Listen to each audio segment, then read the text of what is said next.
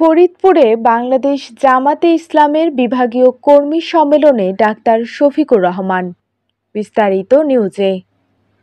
ফরিদপুরে বাংলাদেশ জামাতে ইসলামের বিভাগীয় কর্মী সম্মেলন অনুষ্ঠিত হয়েছে। রবিবার শহরের সরকারি রাজেন্দ্র কলেজ মাঠে এই কর্মী সভা অনুষ্ঠিত হয়। ফরিদপুর জেলা জামাতে ইসলামের আমির মাওলানা মোহাম্মদ বদরুদ্দিনের সভাপতিত্বে সম্মেলনে প্রধান অতিথি হিসেবে উপস্থিত ছিলেন বাংলাদেশ জামাতে ইসলামের আমির মাওলানা ডাক্তার শফিকুর রহমান। বিশেষ অতিথি হিসেবে ছিলেন সহকারী সেক্রেটারি জেনারেল ও সাবেক এমপি এইচ.এম. হামিদুর রহমান আজাদ, জামাতে ইসলামের কেন্দ্রীয় নির্বাহী কমিটির সদস্য জনাব মোবারক হোসেন, কেন্দ্রীয় মজলিসের শুরা সদস্য শামসুল ইসলাম আল বরাটি, কেন্দ্রীয় মজলিসের শুরা সদস্য প্রফেসর আব্দুত তাওয়াব। এ সময় ফরিদপুর জেলা জামাতের অন্যান্য নেতৃবৃন্দ বক্তব্য রাখেন। লোক আপনাকে জায়গায় জিজ্ঞেস করলো, মাননীয় বিচারপতি আপনি কোথায়? বলে যে আমি তো ইন্ডিয়ায়। বলে না, এটা বাংলাদেশ। আমি বাংলাদেশের জায়গায় আটকাত পড়ে গেছি। কেন এই অপমান? এই অপমান এই কারণে যে তারা মানুষকে অপমান করেছে। ঠিক আছে, তারা লোটে লোটে বাংলাদেশ খেয়েছে, বিদেশে তারা second home, third home, fourth home বানিয়েছেন, বাংলাদেশের সম্পদ বিদেশে পাচার করেছেন, দেশ তারা ধ্বংস করেছেন, দৃশ্যমান কিছু উন্নতি তারা করেছেন।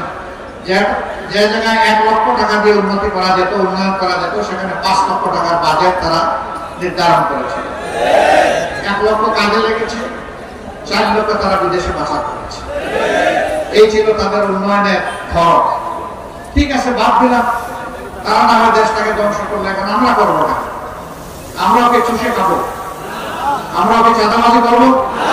আমরা ওকে দখল বাণিজ্য করবো? আমরা কি সব জায়গায় মানুষের উপর তাণ্ডব চালাবো? না, আমরা তা করবো।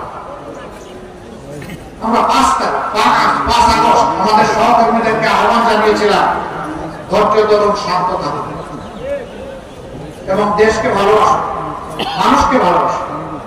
আমরা জানি আমাদের কর্মীদের অন্তরে কষ্টের আগুন, ঘৃণার আগুন ধাও ধাও করে জ্বলছিল। যেভাবে আমাদের নেতৃবৃন্দকে নিষ্ঠুরভাবে হত্যা করা হয়েছে, এইভাবে অন্য কোন দলের শীর্ষ নেতৃবৃন্দকে হত্যা করা হয় না। আমাদের নিবন্ধন গায়ের জুড়ে কেড়ে নেওয়া হয়েছিল, আমাদের অফিসগুলো তালাবদ্ধ করে রাখা হয়েছিল, আমাদেরকে শেষ পর্যন্ত দিশাহারা সরকার। আসসালামু আলাইকুম ওয়া রাহমাতুল্লাহি ওয়া বারাকাতুহু। সম্মানীয় ভাই, আমি জামাত রাষ্ট্রের প্রধান হিসেবে বক্তব্য রাখবেন।